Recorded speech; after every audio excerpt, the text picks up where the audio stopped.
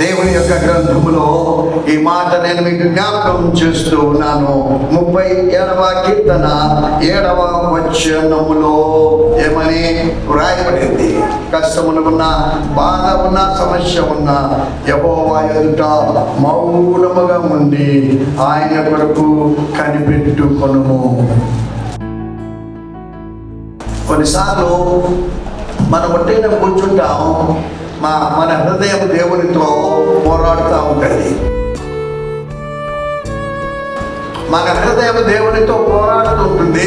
శబ్దం బయటికి రాదు, ప్రార్థన చేసిన శబ్దం బయటికి రాదు, కానీ లోపల హృదయం మాత్రం దేవునితో పోరాటం చేసుకుంటూ ఉంటుంది. ఇది సమస్యాత్మకమైనటువంటి కాలంలో జీవిస్తున్న మనకు పౌలు చెబుతున్నటువంటి మాట ఏమిటి అంటే, శ్రమ ఓర్పు పరీక్ష నిరీక్షణను కలుగచేయనని ఎరిగి శ్రమల యందు, ఛాలెంజెస్ అందు, అవమానమందు, మోసము యందు